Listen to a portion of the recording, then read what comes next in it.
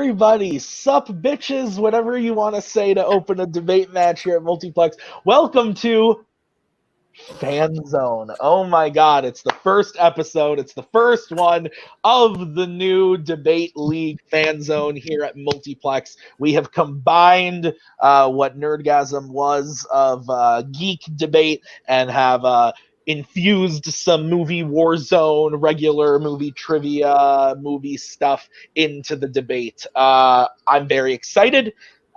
Here for the first episode with me is Caleb Coho. Caleb, how are you doing?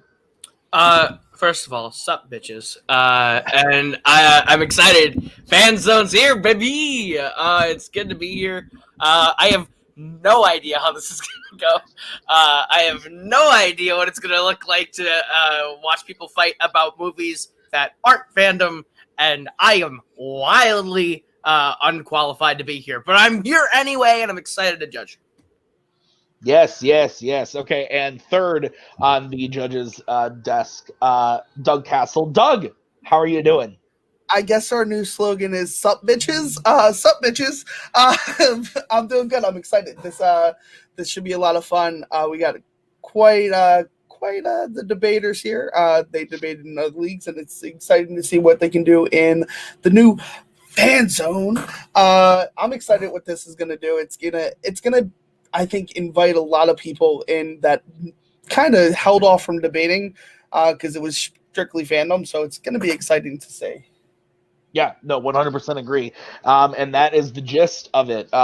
So like I said, we've combined the two, hoping to get some more people in here. And oh boy, did we. We've got a little tournament here of debut players coming up to get a shot at the title, at the current champ. This guy right here. We'll see what happens. So I'm gonna host the first few of these, and then I'll go away after a while and let them do their thing. But for the inaugural one, I thought I'd be here. So yeah, this is really exciting. Today we've got two people who are not new to this to Multiplex, but are new to Multiplex Fan Zone debate. And our first person in is Amaru Moses. Amaru, you are here. This is your first time debating in Multiplex, but not your first time debating in the world of the internet. No. Are you excited for your match today? You're going up against Nicholas Twohig. How are you feeling? Oh, I'm very excited. I have had a lot of debates. So I am feeling good because when it comes to trivia, depending on where I'm at, I'm okay. But when it comes to this debate shit, I'm coming for heads. This is what I do. So, Nick, whether I win or lose, by the end of today, anybody going up against me is not going to want to go up against me in this debate shit. This is me right here. So I am excited. All right, well, I'm excited now. Heads might be a rolling. Okay, let's bring in your opponent, Nick Twohig. Nick, are you scared now that Amaru has said what he needs to say? So first, I would just like to say that Pirates is the greatest franchise of all time, and Neville is the real hero. So do I win? No. Okay, well, I'm excited. I'm excited. It's been a while since I've debated things. Amaru just came in with a promo that scared me a little bit, and he's been low-key talking trash like since this has been set up. So I'm very excited. I'm very nervous, but it'll be fun. Amaru's one of my favorite people in this community, so I'm looking forward to it. Awesome. Okay, well, guys, this is how it is going to work. We've got 4 questions that you guys pick answers to. We are going to debate those 4 questions. The first person to 3 is the winner. If we end up in a tie at the end of those 4 questions, we will go to a speed round.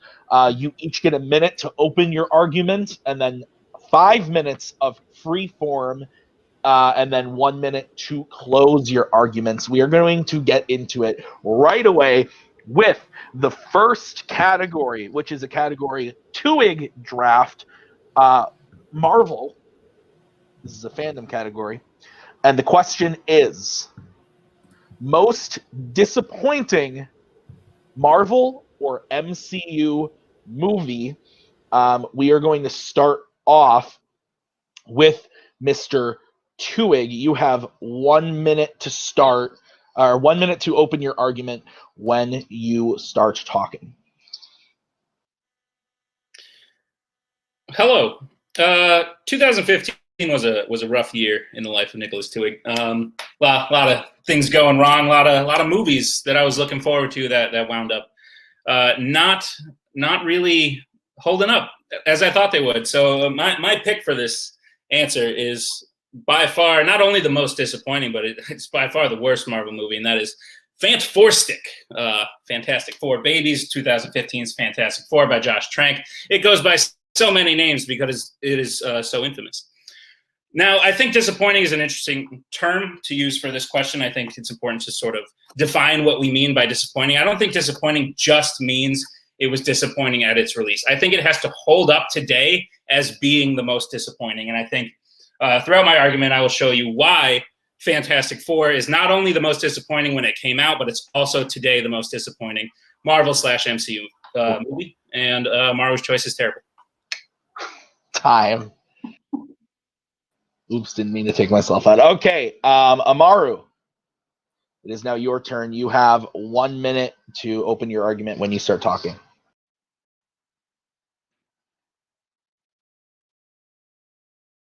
Spider-Man 3 is hands down the most disappointing film of all of Marvel. Not only is you disappointed from going from absolutely the best Marvel or superhero movie to date to the worst, but also the first 20 minutes of Spider-Man 3 had so much potential, from the ring that they gave to make it an authentic romance with MJ. You had an empathetic villain with Thomas Hayden Church playing Sandman, up until the first 20, and the fight between Spidey and James Franco's Green Goblin, all the way until he gets hit in his head. From there on out, we just get worse and worse and worse. That forced love quadruplet between MJ and Gwen and Harry and him. And then the worst character change ever with emo Peter Parker, so bad that in the future the Spider-Verse had to spoof it. You wasted not one, but two villains, just going from arguably the best superhero movie of all time to now the joke of the entirety of the MCU and Marvel. Time. There's disappointment up. All right, guys, you have 5 minutes of free form. Starts when one of you starts talking. Okay, I'll go. So you talked about crappy characters. Four sticks full of them. Fantastic Four was literally Marvel's first family. Like, everyone has been dying for a good Fantastic Four movie, and the reason a movie is disappointing is because of what comes before. Now, I know what you're going to say. The Fantastic Four movies before Four Stick weren't that good. That makes it even more disappointing. It's literally like liking a girl or another person who you give a chance, and then they dump you, and then you go back again and they dump you again, and the third time they're like, this is the time, and then they do it again. It's even more disappointing. Unlike the first two Spider-Mans, which are fine, but we need to talk about what comes after too. We still haven't gotten a good Fantastic Four movie. That's why we still watch Four Stick, and we're still disappointed today. Whereas in hindsight's 2020, and we're in 2020. But if you look at Spider-Man 3, it's really not. It's not too different from Spider-Man 1 and 2, given that we've gotten different Spider-Mans since then. It is extremely different from Spider-Man 1 and 2. It was such a disappointment that not only did they wait to put out another Spider-Man, they waited a whole 5 years, they continue to refuse to give up on it. There's 3 different iterations of Spider-Man afterwards because Spider-Man 3 was so disappointing. You said it. Nobody was checking for Fantastic Four when it came out. The other 2 were bad, but kind of fun. What we got with Fantastic Four in 2015 was going from quirky, fun, bad movie to a sci-fi coming-of-age drama that was just going from best superhero film of all time to arguably the joke of the entire Marvel MCU is way more disappointing than going from that was bad but fun to that was bad and just there. Really, that gap is way too far between Spider-Man's disappointment than you get with Fantastic Four's disappointment. I strongly disagree. I didn't say nobody. I said everybody was looking forward to Fantastic Four because we got Josh Trank just coming off of Chronicle, and we had those trailers. Do you remember those trailers where everything was cut? Like, what more of a disappointing movie could you be where you go in and you're looking for the exciting moments from the trailer, and then they're cut. I'm sorry, Tobey Maguire sucks as Spider-Man. In Spider-Man 1 and 2, you still have the terrible chemistry between Tobey Maguire and Kirsten Dunst. You still have all the bad things that are also in Spider-Man 3. But you have to look at where we are today. Everyone is still clamoring for a Fantastic Four movie because it's Marvel's first comic. People who are Marvel fans are looking for a good Fantastic Four movie. Since then, we've gotten better Spider-Man. So we can go back and we can watch Spider-Man 3 and we can be like, this was disappointing at the time, but I'm going to go watch Spider-Man Homecoming. I'm going to go watch Into the Spider-Verse because I have that now. We don't have that for Fantastic Four. You said hindsight was 2020. If you look at all the news that just came out, Trank himself said that the studio came in and screwed everything up. They wanted a Black Storm Reed. You look back at it and you know, oh, the director knew it was going to be bad coming in, so it can't be that big of a disappointment if just about everybody's saying, hey, Fantastic Four, we didn't get it before. They're probably not going to get it again. So I will see it, but if it isn't bad, whatever. Spider-Man 3 is so disappointing because it went from best of all time to not good. That's why we choose to go see the other ones instead of this. But on top of that, it's so much worse when there's glimpses, small glimpses of greatness in it. When you see Thomas Hayden Church's Sandman going in there with Raimi's horror sensibilities. Like I said, it wasted 2 villains. Venom was like, everybody was ready for Venom. And then we saw him, and then we said, studio, screw you, you sons of bitches. And then we saw, then every time we got to see Sandman on screen, we got to see basically why Sam Raimi did everything in Spider-Man and why the horror was so great, but he was barely in the movie. So not only are you disappointed now, not only were you disappointed then, but you're disappointed throughout the movie. Like, 1 minute. Crap, come on, come back. No, come. And then it just all goes to crap. You don't want to see that movie. So if the studio messing with my movie hurts my argument, it does the same for yours because you just said that. You want to talk about Venom? We've even gotten a better Venom movie since then. It's not the best, but like we still watch that and we see Venom ruined and we go, okay, I'll go watch the Tom Hardy Venom, and I'm less disappointed. We still have nothing from Fantastic Four, and it doesn't matter all the things we know now because coming up to it, there was so much hype because everyone who's a fan of Fantastic Four and a fan of Marvel saw these 2 movies and said, wow, I've been hurt so much. I can't take it anymore. And then we saw the trailers and we saw the director and we saw the cast and we said, okay, this is a new take. I'm excited for this. And it was literally the worst movie of all time. You got to be careful throwing around greatest movie of all time in Spider-Man 1 and 2. I think that's a bit of an overstatement. They're good in third. The 3's by far the worst, but it doesn't hold a candle. They're all pretty similar given that we've gotten better iterations of Spider-Man. Okay. Whew. All right. We are going to go back to Amaru. Amaru, you have 1 minute to close your argument when you start talking.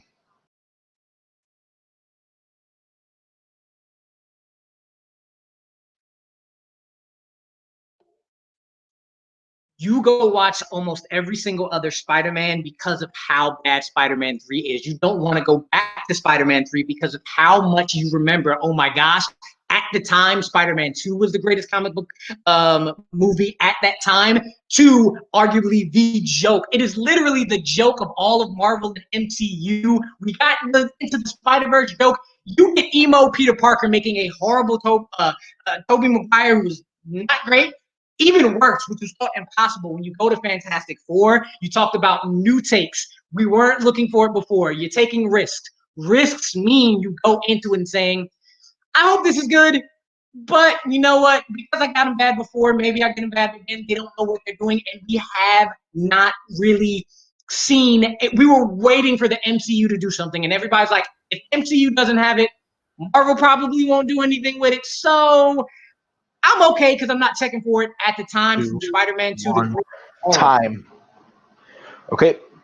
Nick, 1 minute for your closing.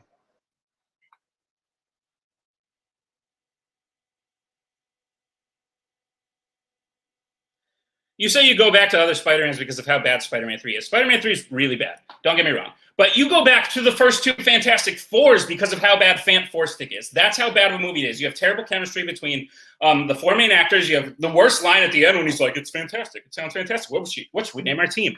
And again, it's really important that not only was it the most disappointing at the time, but it's the most disappointing now because that's the last we've seen of the Fantastic Four, and it's probably the last we'll see for a while, which is even more disappointed to the fans of Marvel. we have Spider-Man 3. It's not good. But if you look back at the other two, given what we have now, they're really not that different. Tobey Maguire's the same. Yes, there's that weird emo moment. But throughout the rest of the movie, he's really not that bad. Thomas Hayden Church is a fine villain, and Venom sucks. But we get a better Venom movie later on that we can watch. And we don't have to watch Spider-Man 3 and be as disappointed. It was disappointing at the time. It's not disappointing anymore because we can go watch Tom Holland be better. But again, we have nothing for Fantastic Four. And yes, the hype was absolutely there based on the trailers, the director, the cast. It was high risk, high reward. Everyone's time. Okay. This was a fight. I will start, I guess. Oof. Okay. So I liked. I mean, I hate both of these movies. So both were excellent choices. I think I'm going to give my point to Nick, because I think his rebuttal about the studio thing was really strong in the middle of the freeform. Where he, made some comments about the studio interference. Amaru said, "Oh, studio interference, whatever," and then went on to complain about studio interference in his own movie. It kind of took away a hit that Amaru previously had on Nick, and I think Nick rebutted that really well. I also think that Nick's point about us not getting something good from Spider-Man or from Fantastic Four kind of makes the disappointment of the 2015 one go even longer, whereas Spider-Man has had good stuff since then. So I'm going to give my point to Nick. Coho, let's go to you next. Yeah, I absolutely agree. I give my point to Nick. I think Nick had a really strong just center of his argument with the point that he kept bringing up of we have so many different Spider-Mans that have done so many elements of 3 better in other movies like Venom, and even Spider-Man's had better movies since then, whereas we've never gotten a good Fantastic Four, which makes the 2015 one hurt more and was more disappointing because, like he said, when you have a trailer with all footage that's been cut from the movie, that's like really hard to overcome from an argument. So I gotta give my point to Nick. Okay, so that means Nick does get the first point. Amaru. Doug, you did not get to cast your vote. How would you have gone? I would lean the same way with you guys. I think the counterproductive kind of like you went to go block that one with the studio thing. You kind of slipped and fell up because it kind of hurt you in the long run. And I think Nick hitting you with at least we have other Spider-Mans to go back and watch or continue to watch the new Spider-Mans. We have other options. So yes, it might have been disappointing for the time, but it's not disappointing now, is a big factor, where, as Nick said, we don't have anything good for Fantastic Four. We don't have anything, and we should by now. It's Marvel's first family. Do them justice. # do them justice. Absolutely. All right. So we, like I said, Nick is going to get the first point. He goes up 1-0 as we get into the next question, which is a category that Amaru drafted. So he will be going first on this one. And the question is, in the category of directors, what is the best non-Batman Christopher Nolan movie? So, Amaru, you get to start on this one. 1 minute when you start talking.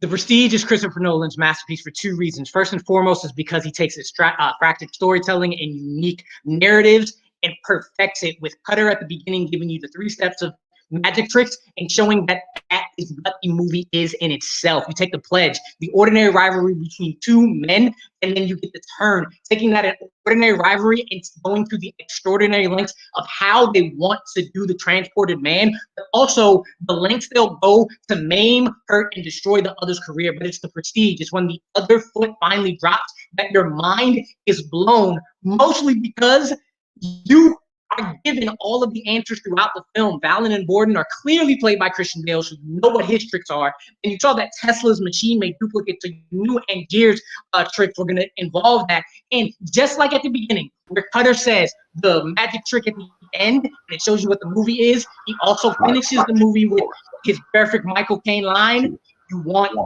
be fooled." Time. That's why it's great. All right. Nick, you have 1 minute to open when you start.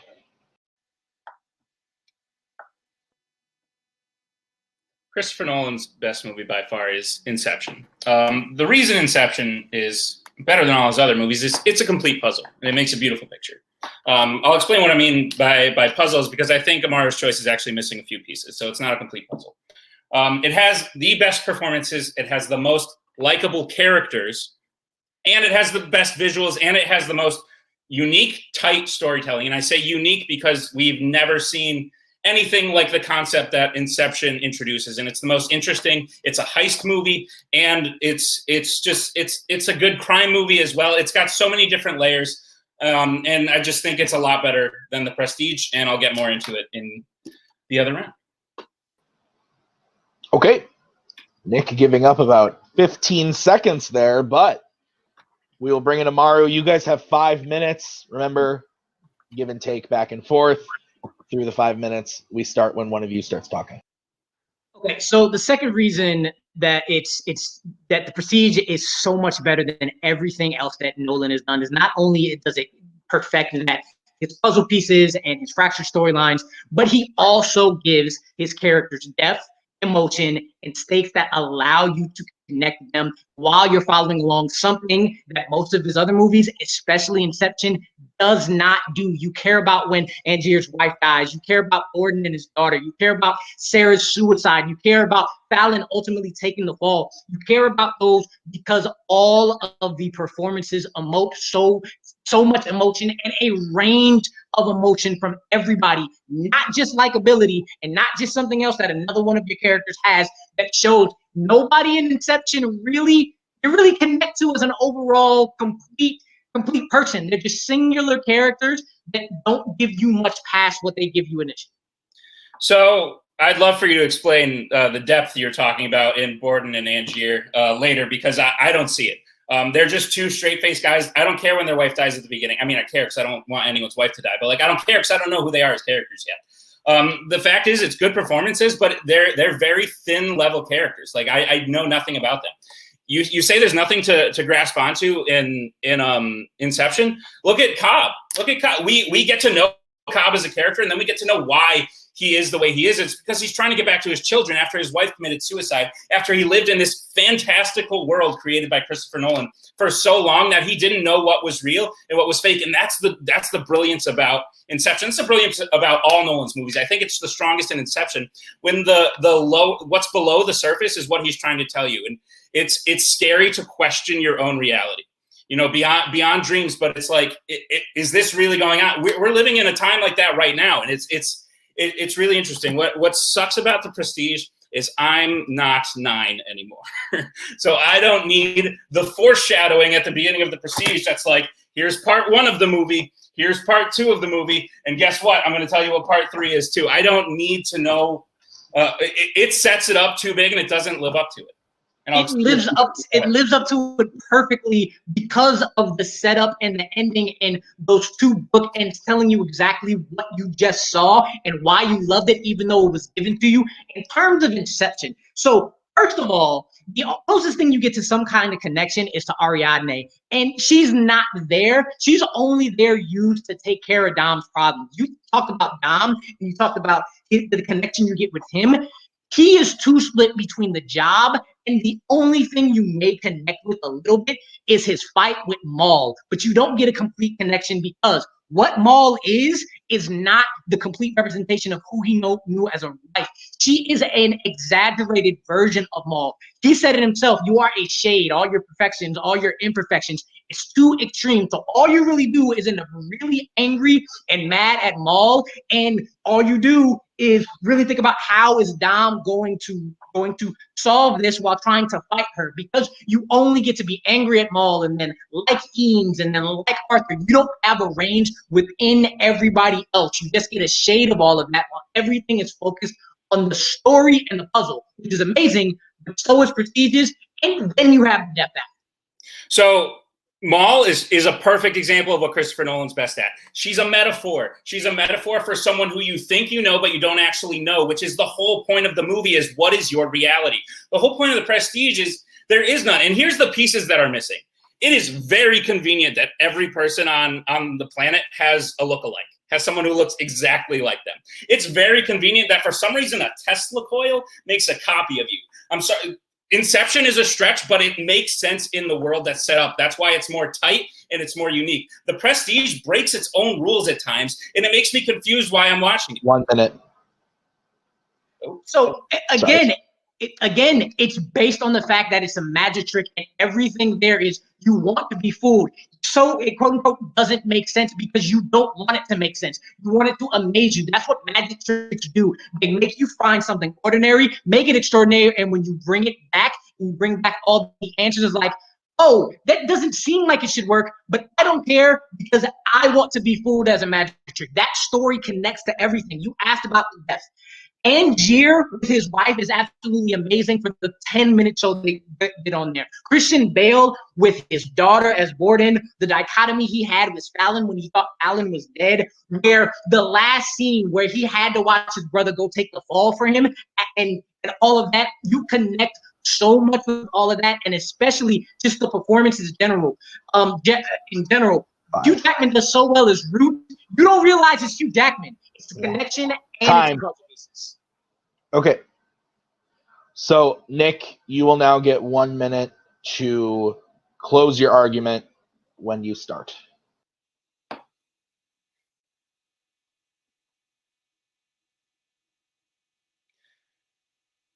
So Jackman and Bale are some of the least likable characters Nolan's ever created. I don't care if they succeed. It's supposed to be this contest, but I want neither of them to win because I don't like either of them. The ending is foreshadowed from the beginning, and it's like, hey, guess what? We're going to have a great ending. And then it's not, because you're like, why does this create another person? Why does everyone have a twin in the world? Why do I not care about what's going on?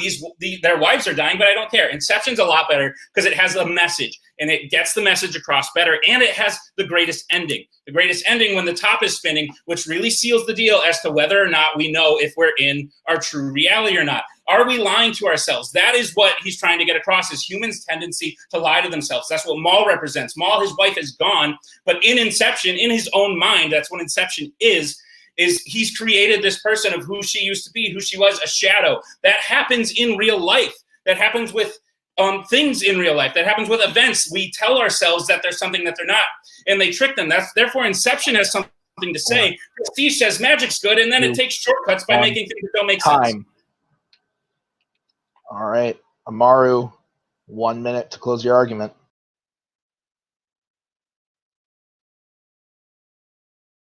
Inception has one half of the puzzle. Just because you're likable doesn't mean you can connect with that character. You don't need to be likable to connect to the things they go through, the revenge, the passion. And that's the message the Prestige goes through. It's the danger of an obsession over a job, a revenge, anything going in. Tesla said it himself in the conversation with Angiers of how dangerous that obsession can be. The Prestige has both sides. It has the puzzle. It has the fractured narrative. It has everything you expect from Nolan, but then what you don't expect from him, the ability to connect to characters and really empathize with them. You don't need to like to empathize. This is the only real well-rounded characters from front to back in the Prestige. You don't get that in Inception. You get the puzzle, you don't get the characters. You get an angry Maul, you get a likable Eames, but you don't get any characters that you feel empathy for absolutely everything. Inception is one-sided, Prestige has time. Hoofda. Okay. This was really good one. Okay, Caleb, we're gonna start with you on this one. Fuck. Of course I gotta start on this one. There were so many points going back and forth that I thought were really good, and the closings make it even harder. I think I'm gonna lie very slightly with Amaru. I think Amaru's closing sealed the deal for me at the very end. Nick was doing really well, but Amaru was keeping pace. I think Amaru's points about how your characters don't need to be likable for the movie to be good was actually kind of a good counter to Twohig's argument that he kept making for the last minute of the regular rounds. So by the skin of his teeth, I'm going to give it to Amaru, just barely. All right. So, Doug, we will go to you next. Where are you leaning on this one? I'm actually in the same boat as Caleb. I think it was a tight bout the entire bout, and then it comes down to a few things. Being able to counter that argument of your characters aren't likable is a huge thing. He thought it through and he was able to counter it. And I there was just a lot going back and forth, and I think it was literally just one thing that's pushed it over for me, and that was with Amaru saying that. I kind of pushed it over. All right, so with that, Amaru does get the second point. My vote doesn't count, but I also would have gone with Amaru for the same reasons you guys said, and also in his closing when Amaru brought up the point of, Inception has the puzzle, Prestige has the puzzle and the good characters and and everything Nick said, but more. That kind of put it over the edge for me. So with that, we are tied 1-1.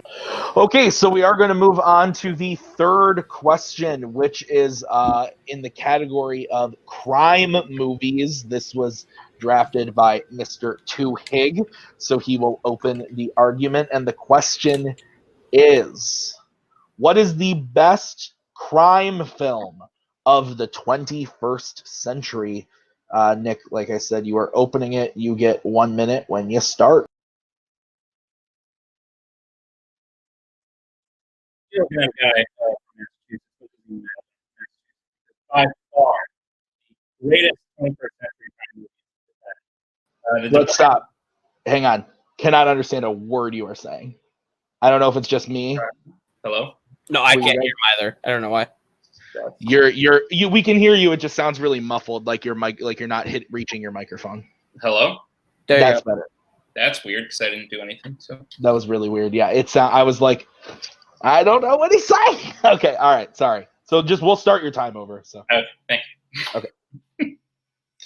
You're looking at a guy from Massachusetts, but that doesn't matter that I'm from Massachusetts. The best crime movie of the 21st century is by far The Departed. Not only does it have the superior characters, it has the superior storyline, and it's actually focused around the crime. Unlike a movie that has a few good scenes, one good character, and a storyline that ultimately means nothing that we don't care about. I really like The Departed because of its unique relationships between every single character, its Oscar-worthy performances from every actor in it.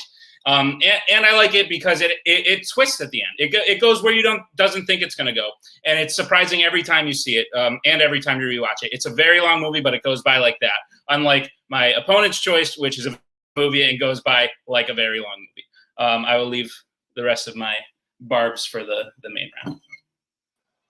All right, Mr. Twohig, once again leaving about 15 seconds on the table. Amaru, 1 minute when you start.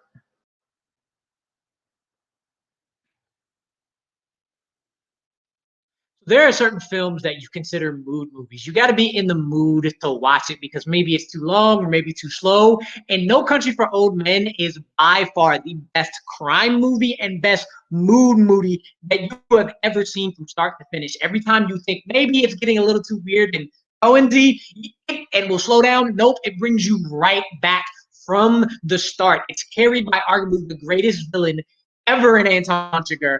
And he was so great, he overshadows the man who introduces you to the essence of the film in Llewellyn Moss, and what you're going to get for the next 2 hours. It's a movie that you're looking at, and it can have no dialogue for 2 minutes, and you are fully engrossed from start to finish. The sound, the performances, the tension, every single thing about this movie, you're looking at it, and you're like, what's going on? What's going on? Even in the end, where you get a twist you didn't see coming, you think, it's going to end from here. Nope, continues to take you on that ride. Time. All right, guys. Best crime movie of the 21st century, The Departed versus No Country for Old Men. 5 minutes when you start talking. I'm very glad you used the word overshadows, Amaru, because that's what Anton Chigurh does, is he overshadows the entirety of the movie. And when we don't see him on screen, it becomes disappointing. When we see Tommy Lee Jones making social commentary on the way society acts, I don't care. The crime is literally, it becomes a chase movie. It's literally Tommy Lee Jones chasing Josh Brolin, who's being chased by Javier Bardem. And that's it. And guess what? When Josh Brolin dies, I know this is a thing that's debated on like whether it was an artistic choice. We don't even see him die. That's lame. the whole reason I've been watching the movie, we don't even get to see. It's very boring. It's not focused on the crime, whereas The Departed is all about the crime. The characters are living in crime. The story is unique, and like I said, their relationships. But go ahead. So here's the thing about The Departed. It's all over the place. It's hard to follow, and it's on 10 for 2.5 hours. It is so exhausting to try to focus on everything that you don't remember what you saw in the first 30 minutes. There's plenty of scenes where like, wait a second, what just happened? I need to rewind and go back. What is going on here? And you talked about the characters and the performances, just like the last round. You get nothing but unlikable characters, and you need them to have a range to connect with them. There is nobody likable, nor anybody you can empathize with. You can be not likable and still connect, but if you don't like them, you don't empathize, you don't care. The closest one is Jack and Nicholas, and all Nicholas. I always forget the last name, but all the time when he starts doing the hand up racism, you're like, you know what? I don't care anymore. I don't care. It's too much. It's too much information going in at once. What am I looking at? So Leonardo DiCaprio is one of the most likable characters ever. He literally he lives through prison, and he lives a criminal's life because he's a good person. The police chief's a good person. Mark Wahlberg's character you love. Matt Damon, you don't like him, but you just said in the last argument that you don't need likable characters. I happen to have them and some that you don't like. It's not too confusing. If you pay attention, you know what's going on. A mood movie is something I like to call a bad movie if you're not in the right mood. I don't think having to be in the right mood makes the movie better. You can watch The Departed whenever, and it goes by. It's easy to follow. I don't totally know what you're talking about things that are hard to follow because it's easy. One guy's on this side pretending to be a good guy, and one guy's on this side pretending to be a bad guy, and you're following both their stories, and you're seeing where they'll go. And they're all... By the end of the movie, you are so tired. You're like, wait a second, why did he die? And was he a cop or was he not a cop? You're trying. It's too much to focus on. You hate Mark Wahlberg. Screw him and everything he's about in that movie. You don't like Jack Nicholas. You don't like Matt Damon. You hate Vera Farmiga. And again, you hate all of them, but you also don't empathize with them. They got what they deserve. I'm giving you Leo. But you compare that to Anton Chigurh and Javier. You compare that with Woody Harrelson and his great side character in there, and you compare that with Thanos, Josh Brolin, being overshadowed only because he's the greatest villain with one of the greatest protagonists there was. Just everything that you saw with Josh Brolin is just as enticing. And you talk about there's no crime. There's multiple crimes at the crux. You got the initial shootout, followed by Josh Brolin stealing, which is another crime, followed by what you said, the chase. The chase is there. And yes, when you said you didn't even get to see him die, you automatically assume, oh, well, that was lame. What goes on next? And then the Coens remind you with the scene with his wife, why they are such great directors. It begins the scene with the cranking of her mom's casket down into the grave. You get that sound at the beginning, and then you get Chigurh wondering, wait, is he going to kill her? Is he going to not with the coin flip? You don't get to see it. 1 minute. Next scene, the exact next thing you hear is the bikes cranking. It shows you, oh my gosh, that means they probably killed him. Every little subtle thing that leaves it a mystery and leaves you intrigued is why you don't see him die. Is why you get the mood, and it's so rewatchable, it's ridiculous. I forgot Woody Harrelson was in the movie. You just said Woody Harrelson. I forgot he's in the movie because you forget everyone who's not Javier Bardem. And when he's not on screen, the movie screeches to a halt. And you say it brings you back, but it really doesn't. You're kind of like, why am I sitting through this? Why am I watching a 6-minute scene of Josh Brolin running on a bridge and jumping under the bridge? It's so long and it doesn't need to be. And it's not. You're following the movie for one reason because you think, who's going to catch Josh Brolin? Is it going to be Tommy Lee Jones or is it going to be Anton Chigurh? And neither of them do it. He just dies. It's the worst. There's a lot of the whole rat scene with Jack Nicholson is the crux of the movie. They're very good characters. I just saw the 10-second left. I'll finish it in the closing. All right, time. Okay, oofta, oofta-dee-doo. We've got another fight for you. Okay, we are going to start with Amaru with your 1 minute closing. So Amaru, you may start when you please.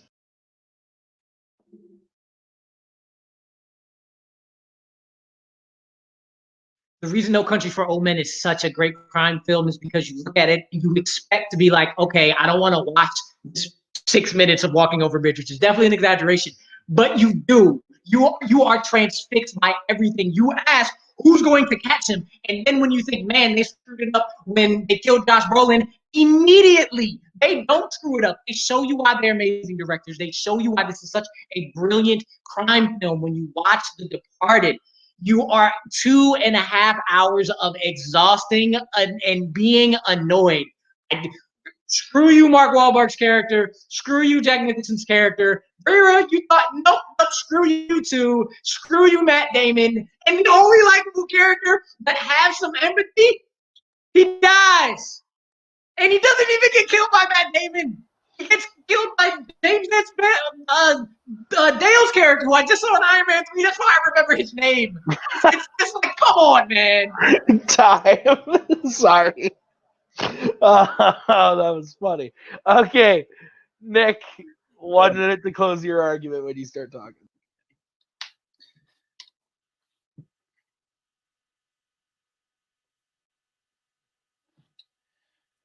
You just said you hated all the characters that you're supposed to hate. That means they did their job. They're unlikable. But like you said in the last argument, unlikable doesn't mean they don't have depth. They have depth, and there's likable characters who also have depth. They're all trying to accomplish different things, and all of their paths are crossing. There's so many interesting moments when you think Leo's about to get caught by the cop who texts him the wrong address, but then or not the cop, but the gangster who texts him the wrong address, but then he dies. There's so many better performances. I'd much rather sit on YouTube and Google scenes of Anton Chigurh than watch the entirety of No Country for Old Men because the characters are forgettable. I forgot Woody Harrelson was in the movie.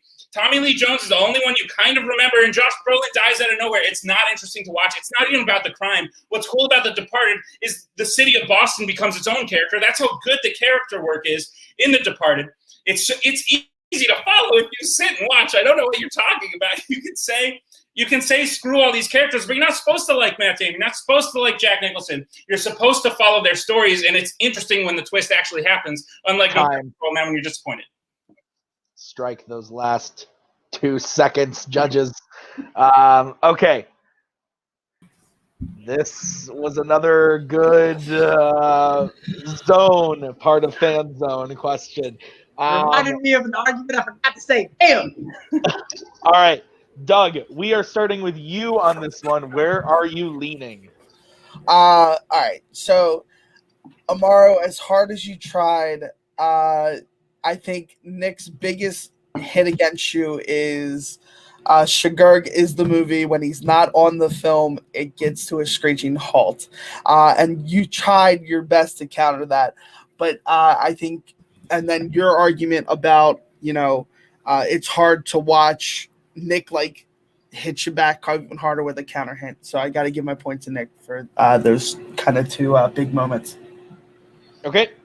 I will go next. Yeah, I'm also going to give my point to Nick. I think for the same reason that Doug said, I think Nick did a good job of playing offense and defense. I think Amaru played a little too much offense, and I think his defense came a little bit too late. But every negative that Nick had for No Country of Old Men, Amaru kind of just had one excuse where he was like, "Oh no, you're wrong. That doesn't happen." He didn't really. But then his hits on The Departed were good, but I just don't think that his hits or his defense was as good as Nick's. So I'm going to give my point to Nick on that one, which means he does get the point. Cohens are like your favorite people alive. Where would you have gone on this one? The reason why Nick Twohig has won my vote for Heel of the Year is because he got me to choose a Scorsese movie over a Coen Brothers movie, and I will never forgive him for this. That's fair. That's fair. Okay, so with that, Nick is up 2-1 as we get to the final question in the prep round. This is a must hit for Amaru in order to move on. If Nick wins this one, he is the winner today. So, guys, the question in the category of Middle Earth. The question is, who is the best member of the Fellowship? So, Amaru, you drafted this category. You are going to get to go first. 1 minute to open your argument.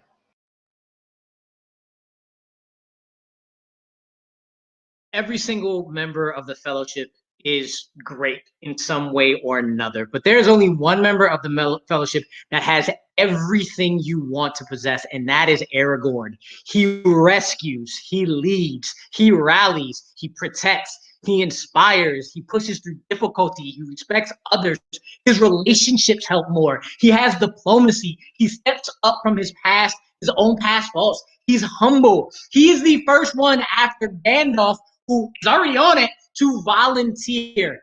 Everything you want in somebody to lead you and be a part of the Fellowship, he has all aspects of that. He has everything that Gandalf has. He has everything that Sam has. He has everything that everybody has except Frodo, because Frodo is the absolutely only one who can carry the ring. Nobody does everything as well as Aragorn, and Aragorn does everything better than everybody else. 2.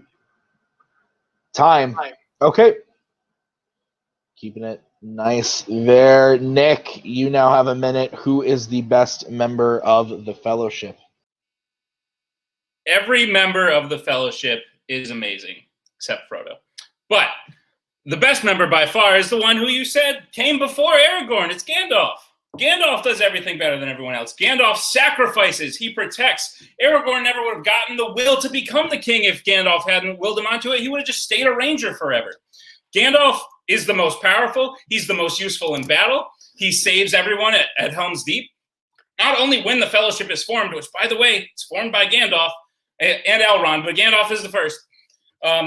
But in every other aspect of the movie, he resists the power of the ring as well at the beginning of Fellowship of the Ring.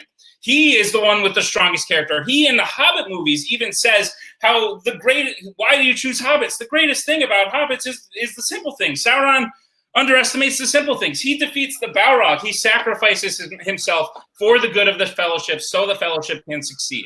That's why he's the best. He's the one with the most depth, and he's the one with the purest heart. Time. All right.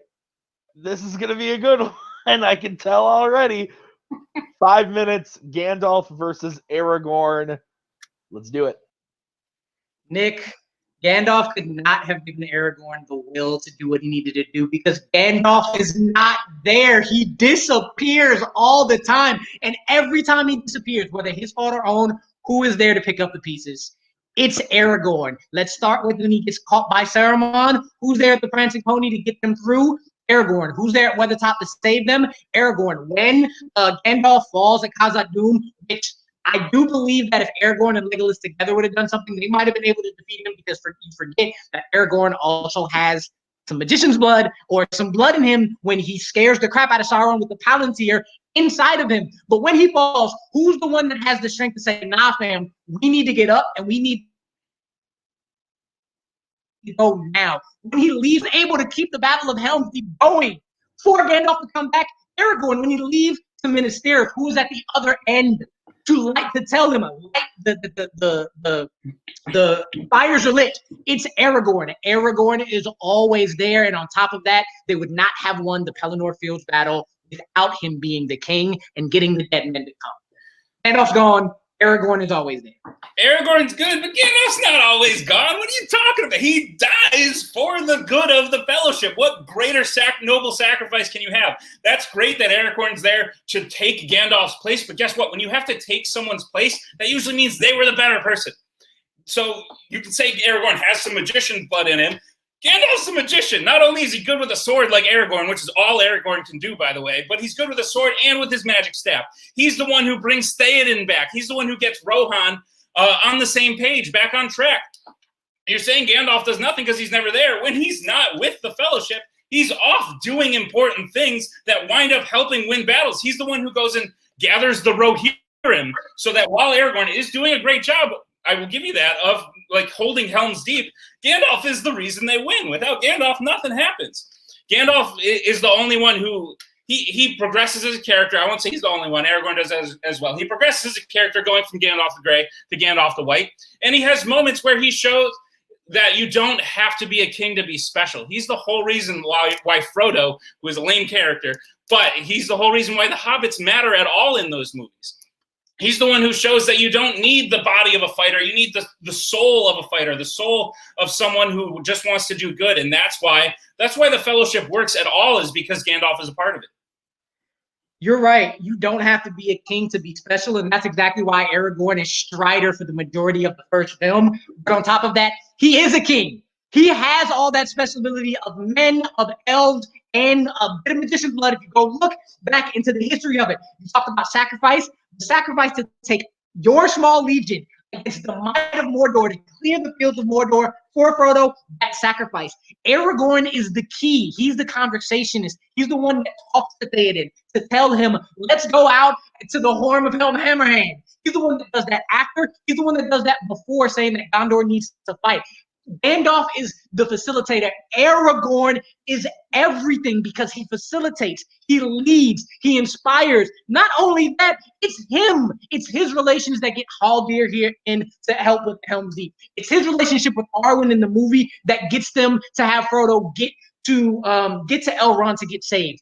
Everything you say Gandalf has, Aragorn has in spades, and he has to do it when Gandalf is not around. No, I'm sorry. First of all, Aragorn's relationships with people throughout Middle-earth is probably the least interesting part of the Middle-earth movies. I do not care about his relationship with Eowyn or with Arwen.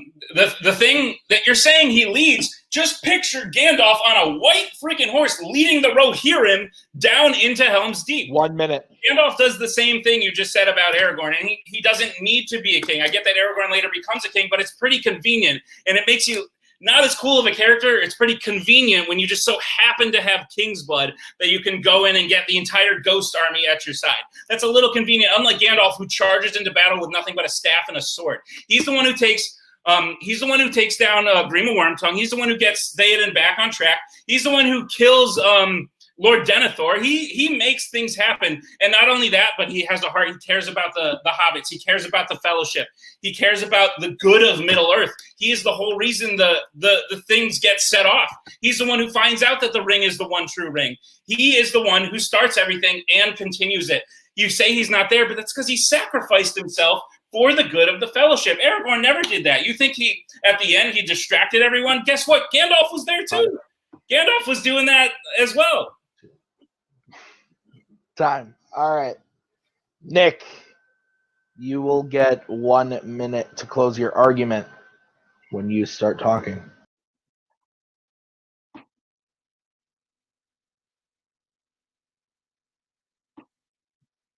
The argument that Aragorn is better is because he does the things that Gandalf does when Gandalf isn't around means Gandalf is the better character because he's also doing those things. When he's not there, he's literally stabbing a sword into the Balrog. He's the one Gandalf is the one who kicks everything off. Aragorn is the one who is not as interesting of a character, and he physically can't do as much. He can fight, he can use a sword, but that's literally it. Gandalf is the one who makes the differences in the battles. He's the one who makes the differences in the morality of the team. He's the one who gets Frodo to Rivendell. He's the one who finds the ring. He's the one who does all of this. He kicks off the whole quest. He kicks off the quest. He's the one who befriends the Eagles. He's the one who gets Sam and Frodo off of Mount Doom after they've destroyed the ring. Gandalf is literally the heart and soul of the team. Aragorn might be the captain, but when Gandalf's not even there. But Gandalf started the team, and he's the heart and soul of it. He's done a lot better. He's done a lot more. He's done a lot more for Middle-earth than Aragorn ever could hope to. Time. All right, Amaru, your final minute when you start talking. You say his relationships are the least interesting, but they're necessary because it's Arwen who gets him to Rivendell. And why does Arwen get there? Because she's in love with Aragorn. You said that he killed Grima. Saruman killed Grima, Wormtongue. He starts it all, Gandalf does, but it shows he's not as necessary because he is not there. You want to talk about somebody who rescues them at the Prancing Pony, who rallies them when they're down, who protects everybody, who respects all relationships. You have the diplomacy with Theoden. He has the connection where he talks and convinces Éomer when they reach them. He steps up as the king after not wanting to be the king because he knows he doesn't have to be a king to be special, like you said, but then becomes the king when he needs to. And you want to talk about leading a white horse? Sure, but there's a day when the strength of men will fall, and it will not be this day. It will not be this day. Aragorn is absolutely everything to the Fellowship. Time. Oh God. Okay. Oof. All right. So I'm gonna. I don't gotta go first. Yeah, I have to go first on this one. Wait, I didn't have a vote last time, so that means I go first, doesn't it? I mean, I've just been going in order. You can go first. I will gladly take the pressure off of you, my friend. You can go first. That's fine. As someone who has seen exactly jack and shit of these characters, I will say I was the judge that I had to listen to the arguments to see who pitched the character to be better. And I'm giving my point to Amaru because I think he pitched the character of Aragorn to me better because he kept hammering on the point that when Gandalf is gone, Twohig was like, oh, well, that just means that makes him the better character. But that point didn't hit with me. If a character's not there to help, then that doesn't really I didn't understand the logic on that one. I think Amaru hammered a lot of Twohig's points and was able to defend all of his and explain why Aragorn does what Gandalf does better and made him the more necessary character. So I'm giving my point to Amaru. Okay. I think these are both the objectively correct questions. They're the answers to the question. And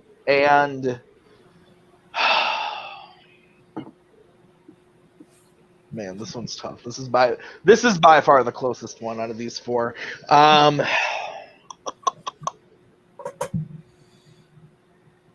I think in the end, I'm going to give my point to Amaru because I do think that both competitors did a great job of explaining why their characters are great, but I think I got more of a sense of Aragorn as a character. I heard a lot about what both characters do, but Amaru also went into Aragorn, the specific things of like, he's there to protect Frodo. He's there with the relationships with Arwen to help get Frodo to Rivendell. He's there. He has that moment with Sauron and the Palantir. Like he brought up these moments that were different and more character driven than just like the big action moments. So it's by the slightest of margins.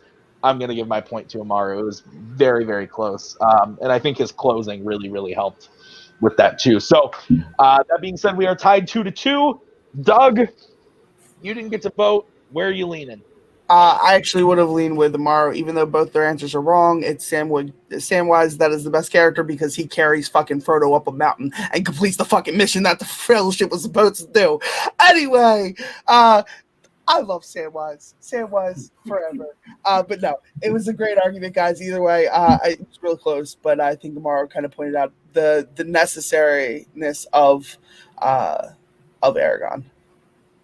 All right. So we are going to the speed round now. We are tied 2-2. That means we are going to the speed round. The way that this is going to work, guys, is we are going to tell you a question, or we are going to say the question. You are then going to have to answer, obviously. Whoever answers first will be going first. You have 45 seconds to open, 30 seconds to close. That's it. There is no free form. You are open to attack and offense, defense, in your opening and closing. However, you do not have to stick with one thing. You can do whatever you want with your time. So we will say the question. You can answer it as soon as you can. You can use the internet if you need to think about it. If you don't have an answer right away and you need to look something up, feel free. We'll probably cap it off if it gets a little too long. Okay, are we ready? Sure. I guess. All right, the question for the speed round. Who should direct a Worlds of DC Green Lantern movie?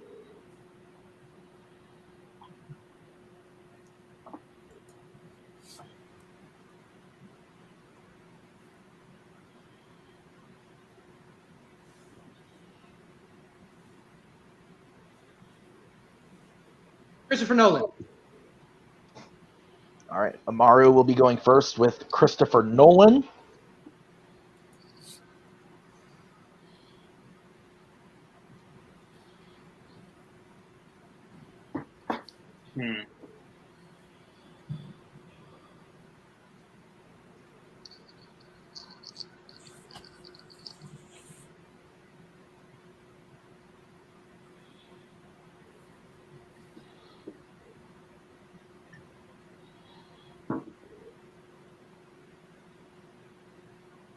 Taika Waititi. Okay, and Nick is going second with Taika Waititi. All right. Both directors' choices, you answered correctly. All right, so Amaru, you did speak first. That means you are going to get 45 seconds to do your opening. We are all three going to stay on here so I can give you your times faster. Amaru, 45 seconds when you start talking for Christopher Nolan. Again, the question is, who should direct a Green Lantern Worlds of DC movie?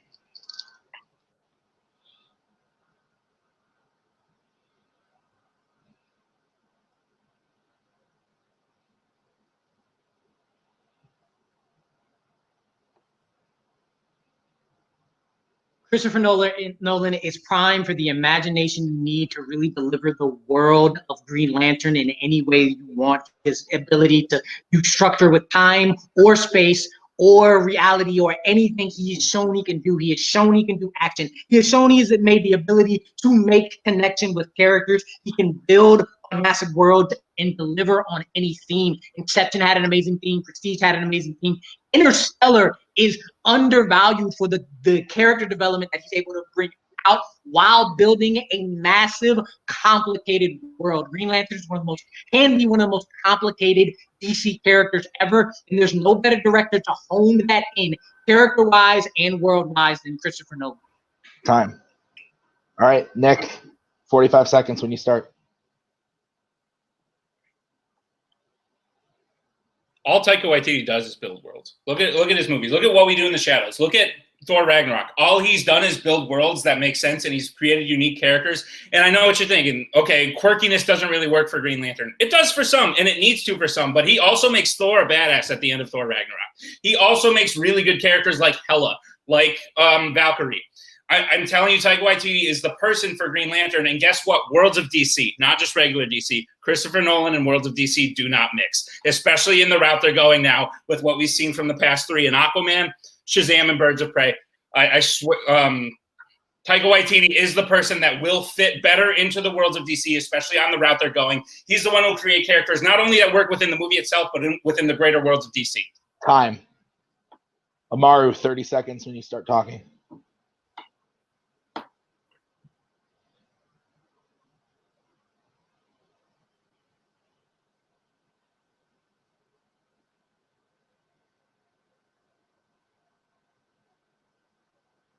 The route the DCEU was going is showing everything completely different from the last. That Shazam is much different from Aquaman, and Birds of Prey is much different from Shazam. But more importantly, Taika does build worlds, but he does not build it on the scale of Nolan. And more importantly, he doesn't build it in the variety of ways Nolan can. Nolan has done it with space. He's done it with time. He's done it with war and physicality. Taika does it in his small little quirky space, but he does not do it on the scale that Green Lantern needs to be done worldwide and characters. All right, Nick, 30 seconds when you start.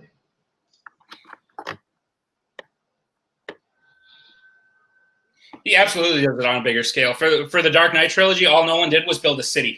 Taika Waititi built a world in Sakaar. Christopher Nolan is absolutely wrong. They might be different movies, but the tone is clearly shifting. The beginning of Worlds of DC might have been closer to Nolan, but we're clearly veering away from that. Throwing in a Christopher Nolan serious movie, we wouldn't be able to take the characters. They wouldn't have the depth we need in terms of like funny and quirkiness that Taika Waititi can give them. Christopher Nolan just does not fit in with Worlds of DC anymore. Taika Waititi would blend smoothly, and he'd add a more unique part to the Worlds of DC, and it'd be better to watch. Okie dokie. All right. Doug, your vote did not count last time. Let's hear from you first.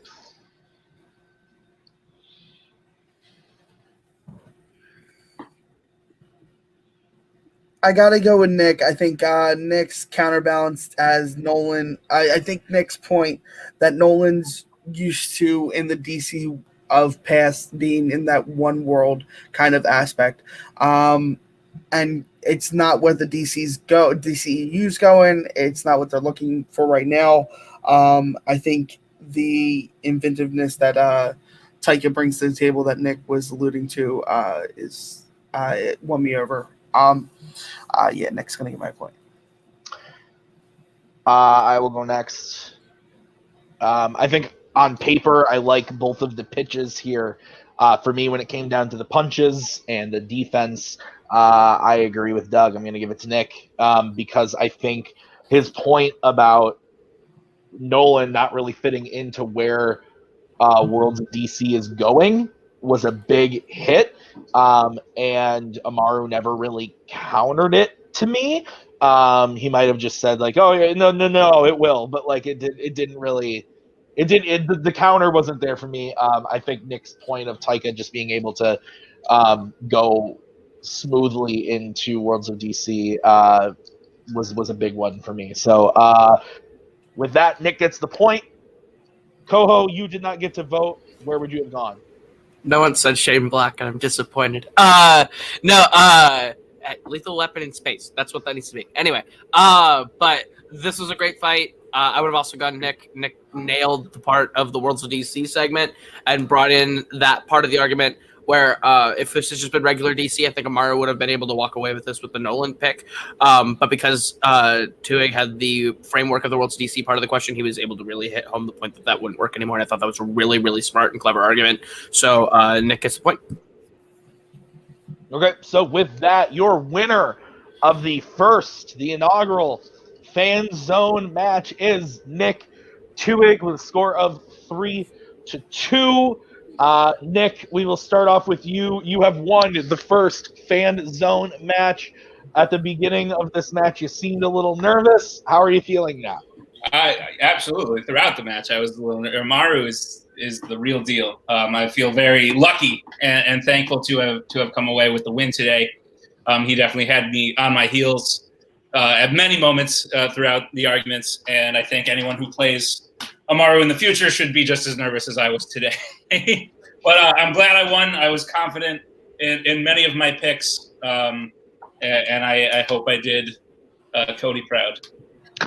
Well, he left somewhere in the middle of the match. He was backstage. He's not there anymore. But yes, so this does mean that you have a win. Your next match, you will be playing the winner of Andrew Barr and Chris Diaz. So you'll be playing the winner of that match. They are playing next week.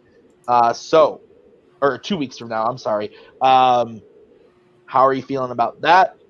Who would you like? Sounds fun. This whole debate isn't new, but it's a little on the newer side. So I don't know who is good and who's bad at it, or who would be a tougher opponent, or things like that. I know Bar would be fun to play. I think it'd be a good time. I see sort of a debate league as more of sitting down and having a fun conversation with people who I like, and that's what I just did with Amaru today. And I'd love to continue the conversation. Beyond the show, it would be a good time. But yes, if Barr could win that, I think we could have some fun talks. Absolutely.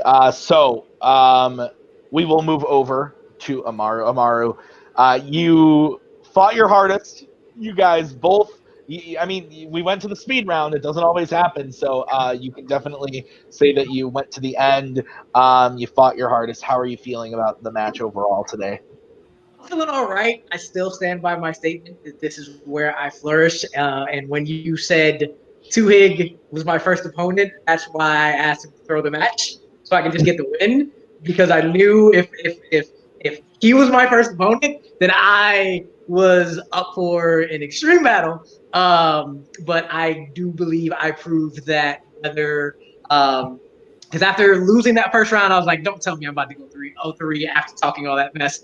And then I was like, no, I'm good. I'm here. So I still stand by that statement that anybody going up against me is going to have their handful completely, and they need to be on Twohig's level to be able to do anything close to me. So, absolutely, this is not going to be the end of you in Fanzone.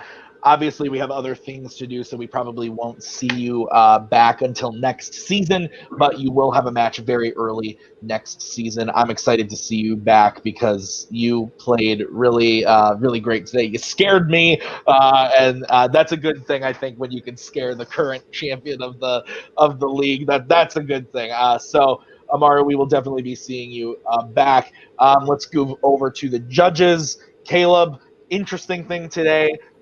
Each player won the category they drafted, and then they just duked it out in the speed round. How did you feel about the match overall? This was fantastic. I think both these guys showed that they are going to be lethal. I pray for every single individual in this debut bracket. We thought Nick Twohig was a fandom beast. He is a 17 division beast apparently, because fans add Fanzone to the list. This is going to be a fun tournament. I'm excited to see who Nick plays next and how he does. And I'm excited to see Amaru back because this is a brutal matchup for either one of these people to take a loss right now. Both of these guys are going to be champions at some point. Yeah. All right, Doug. What did you think about the match overall? I was incredible. I mean, it's always a great thing when you get to sit down and watch people debate sometimes movies that are their favorite and watch them destroy them. And it's great because I enjoy. But then I'm like, that stinks. You get to shit on a movie that you like. Not always fun. But these guys did great. It was a lot of fun to watch. Yeah, absolutely. All right. Well, guys, that is going to do it for us today. The first match of Fanzone. Thank you for being a part of it, everybody here, and thank you for watching, people on the YouTubes or on the Apples or whatever if you're listening on the podcast feed. So thank you so much for checking this out. We will be back in 2 weeks to find out who Nick will be facing next, with Andrew Barr versus Chris Diaz. Other matches to look forward to: Brian Michaels versus Jacob E. West, and Ryan O'Regan versus Renee Jr. RJ. So that'll be another good one as well as we make our way through this tournament. So again, for the winner today, Nick, for Amaru, for the judges, Doug and Coho, and myself, Tim, thank you guys so much for watching Fanzone. We will see you in 2 weeks with the next match. Bring in the dancing flamingos. I think I've said that one already.